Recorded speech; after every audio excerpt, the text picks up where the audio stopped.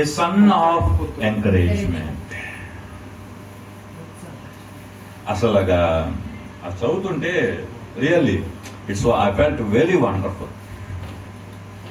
దేవా, let me have some title అనిపించింది. నాకు ఏ టైటిల్ ఇస్తుంది ఆలోచన చేశా కొంతసేపు. What title God going to give to me అనుకున్న తర్వాత నీ మొహానికి అది కూడా ఉందారా? Is we really eligible to have some titles like that?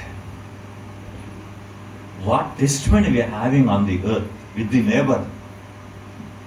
మన పక్కవాడు మన గురించి ఏం సాక్ష్యం మనం కలిగి ఉంటున్నామండి? ఆ ఇంట్లో వాళ్ళందరూ ప్రార్థన పరులండి చెప్పే సాక్ష్యం మనం కలిగి ఉన్నామా?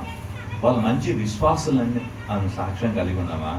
వాళ్ళు ఎప్పుడు వెళ్ళినప్పుడు చాలా ప్రేమగా మాట్లాడతారని అనేటువంటి మాట మనకు వినపడుతుందా? వాళ్ళ ఇంట్లో ఎప్పుడు ప్రభుని స్తుతిస్తూనే ఉంటారండి అనేటువంటి సాక్ష్యం మనం కలిగి ఉన్నామా? ఆ తల్లి మాట్లాడితే దేవుని గురించి తప్ప ఇంకేం మాట్లాడదండి అనేటువంటి సాక్ష్యం మనం కలిగి ఉన్నామా?